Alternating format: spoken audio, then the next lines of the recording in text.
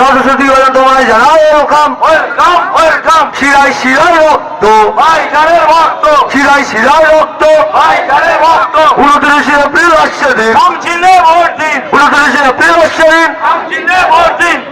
ইনকলাব ইনকলাব। শিরায় শিরায় রক্ত ভাইজানের ভক্ত, শিরায় শিরায় রক্ত ভাইজানের ভক্ত। নরসতী বলেন তোমায় জানাই স্বাগতম স্বাগতম স্বাগতম। নরসতী বলেন তোমায় জানাই ওয়েলকাম ওয়েলকাম ওয়েলকাম। যেটা সুগন্ধ একটু সুযোগ পেলেই ছড়াবে, আর যেটা মোল্লা সাহেবদের মতো দুর্গন্ধ সেটাও ছড়াবে। তো বাংলার রাজনীতিতে শওকত মোল্লারা হলো দুর্গন্ধ, আর নওশাদ সিদ্দিকীরা হলো সেই পারফিউম যার খুশবুতে সারা বাংলার রাজনীতি খুশবু হয়েছে।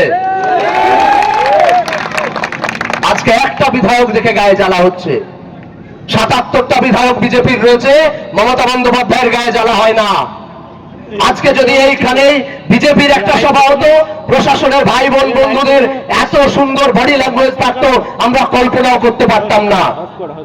কিন্তু কেন মমতা বন্দ্যোপাধ্যায়ের এক একটা প্রোগ্রাম, এক একটা ভুলগুলোকে যখন নওশাদ সিদ্দিকী চোখে আঙুল দিয়ে একটা একটা করে দেখিয়ে দিচ্ছেন, সেই সময় রাজ্য সরকারের খুব গায়ে জ্বালা হচ্ছে।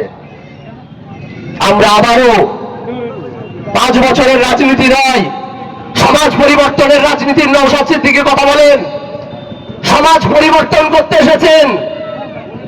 যদি তিনি মনে করতেন রাজপ্রাসাদের সিংহাসনে বসে প্রতিদিন ধর্মীয় প্রোগ্রাম করতেন, তাহলে তার কোন রকম শখ আহ্লাদের পয়সার অভাব অন্তত হতো না।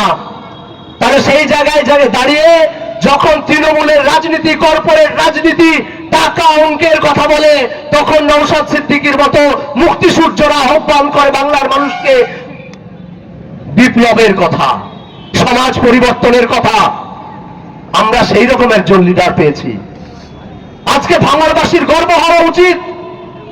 সারা পশ্চিমবঙ্গের নজর দেখবেন ভোটের রেজাল্টের দিন, ভাঙড় কি হলো, ভাঙড়ের রেজাল্ট কি হলো, টিভি গুলো দেখবেন, মানুষ তাকিয়ে থাকবে ভাঙড়ের রেজাল্টের দিনে। কেন? আরো 293টা কেন্দ্র আছে তো না, 293টার পাল্লা একই জায়গায় রয়েছে, সেটা হলো নাগপুর।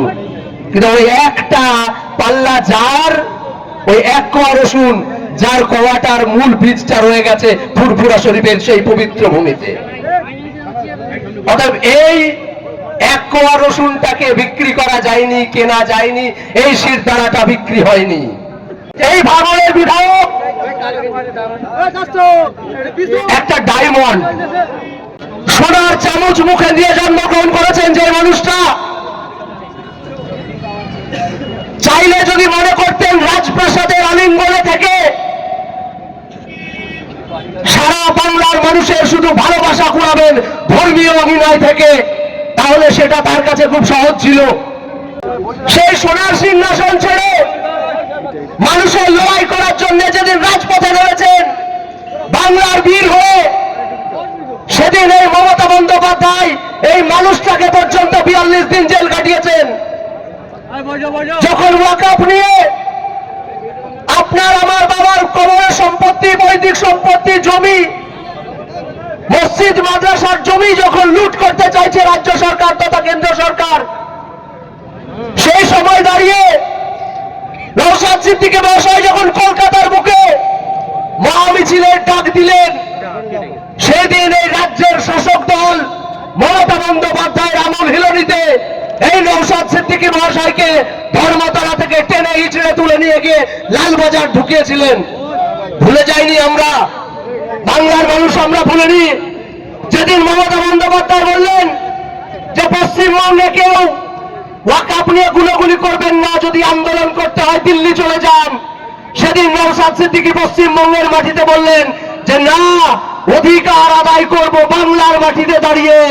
তাই সেদিন ধর্মতলায় আন্দোলনরত অবস্থা থেকে জামা ছিঁড়ে দিয়ে বুকে ঘুষি মেরে মমতা বন্দ্যোপাধ্যায়ের পুলিশ তাকে জেলে ঢুকিয়েছিল।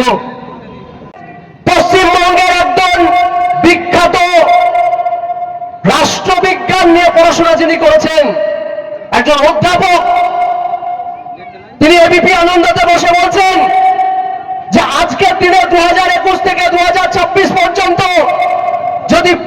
পারফরমেন্সের বিচার করা হয়, তাহলে সেই পারফরমেন্সের বিচারে যদি সব থেকে কেউ পুরস্কৃত হওয়ার যোগ্য হয়, তাহলে সেটা নওশাদ সিদ্দিকী মহাশয়।